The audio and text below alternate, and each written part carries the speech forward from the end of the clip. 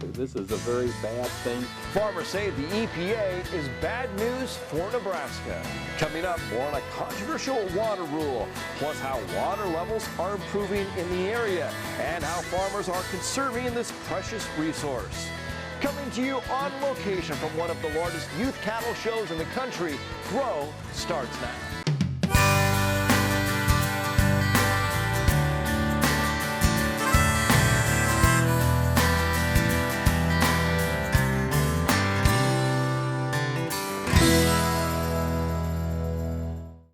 Welcome to the program. After years of skyrocketing land values, farm prices in Nebraska are on the decline.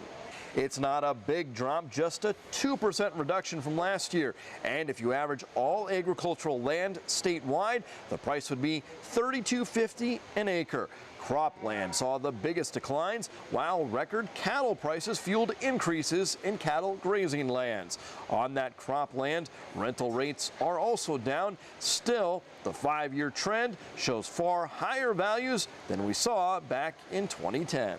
Governor Pete Ricketts and Nebraska agriculture leaders call a new water rule a bad idea for Nebraska. NTV's Megan Johnson has more on this controversial proposal.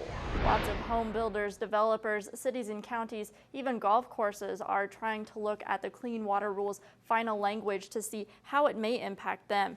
And Nebraska farmers and ranchers say what they're seeing still raises red flags. This is a very bad thing for Nebraska, and it's a very bad thing for agriculture. A coalition of farm, ranch, and ag development groups say their questions went unanswered. If EPA was trying to make this a more certain and understandable program, they didn't quite get there. The agency is redefining the waters they and the Army Corps of Engineers can regulate through a new Clean Water Rule. Proposed language came out last spring, and Common Sense Nebraska members sent comments and raised their concerns. They hired former Nebraska DEQ Director Mike Linder to study what's now been finalized, and he says the rule remains too broad and too far-reaching. It's unfortunate they're trying to fix this 404 program. It needs to be fixed, but in the meantime they're causing a whole bunch of other problems. The group met on a farm near Chapman to reiterate their opposition as the rule gets closer to becoming the law of the land. If there is a regulated water body,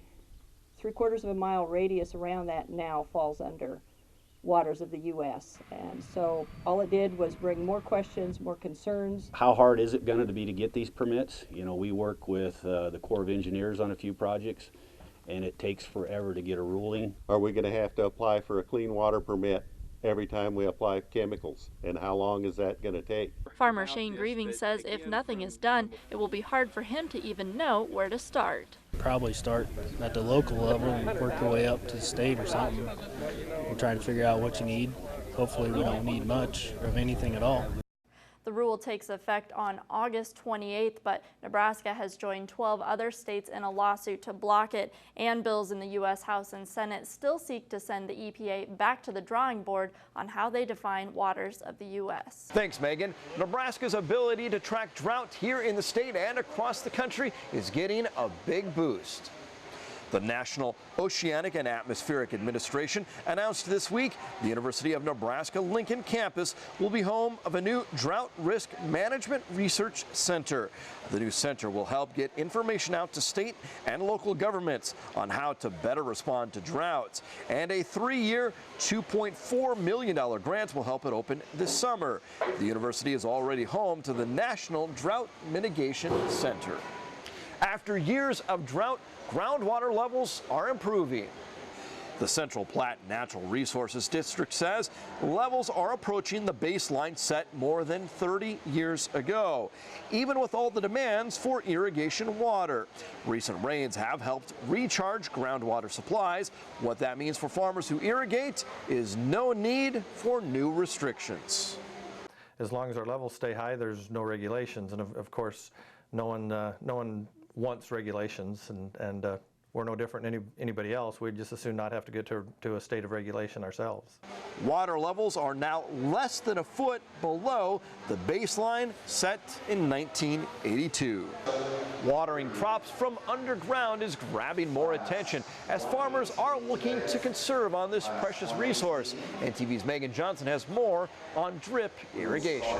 Drip irrigation has been around a long time in other parts of the country, but companies say it's starting to become more popular with Nebraska growers. So this is where the water is actually coming from. Cole Obrick says this is normally all underground. We wanted to kind of give people a real life on-farm experience with it. The pipe isn't leaking. Obrick says it's a drip irrigation system watering this field of soybeans near Chapman. Are you using a ripper or anything? The Eco-Drip Field Day lets farmers like Boyd Ebberson see what it can do as water usage rules tighten but yield demand grows. The NRD is limiting some of us, so that's another reason to be here, is be maybe a little proactive. The makers of this system say water is pumped through filters, then down a main pipe and into polyethylene drip lines running all under the field. Farmers control the flow with pressure. So as the water comes through, it goes through the dripper through a turbulent flow path, comes out the bath and drips based on the specification of that dripper that was ordered. Advocates say drip irrigation saves on labor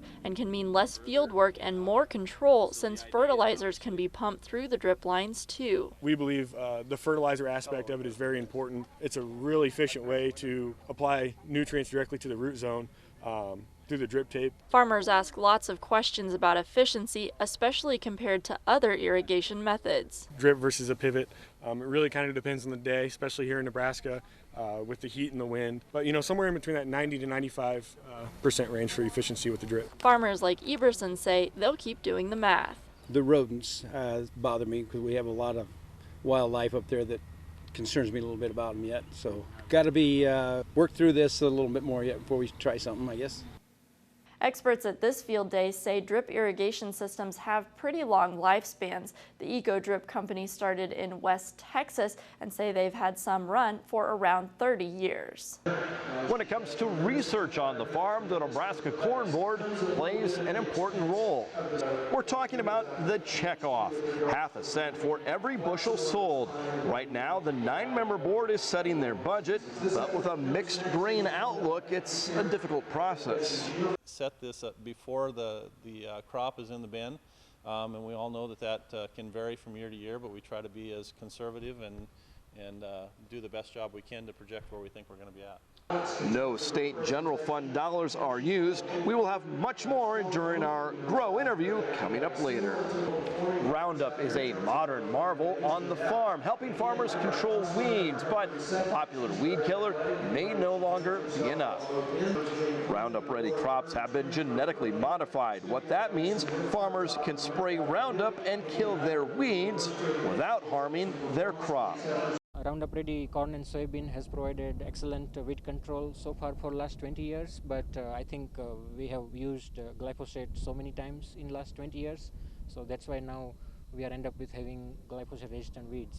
Scientists from the University of Nebraska say farmers need to consider new weed programs because we're now seeing 6 broadleaf weeds where Roundup just isn't working. I'm joined now by royalty, some of the queens from the Junior National Hereford Expo that took place in Grand Island. Here's more on the role these young ambassadors play. Her last name's Bacon, but Amanda's all about beef. It tugs at our heartstrings, something we're really passionate about. Working with Hereford cattle is in the blood for this young woman from Arkansas, attending Junior Nationals for the 22nd time. I started and came to my first one before I was 1 year old, so I'm actually only 21, so it's barely possible. But these kids love an industry that faces a lot of scrutiny. some of the biggest misconceptions are just how our animals are treated, but the fact is that farmers and beef producers care about their animals of the utmost importance in their life. We joke here that our cattle get taken care of first before we do every morning. Consumers have questions, and Katie Nolles of Bassett is the queen of answers. Not many people wear a white dress and a crown in a cattle barn or out in public in general, so I spark a lot of conversations from my outfit. My main goal is to be an advocate for agriculture. Katie is queen over the biggest Hereford Junior Nationals yet. All the way from California to New York. There's a lot of science behind the business, looking for cattle with the right qualities. Their ability to function in pastures, so you got to have sound structured or good structured animals. that have the ability to utilize forage and grains. Before Katie was queen, Amanda Bacon ruled the Hereford world and hopes to share her passion with consumers. We're the ones doing it back home, taking care of the cattle every day, so it's our story to share. Kids trade in pencils and paper for reins and rope for a unique math lesson. Stay with us.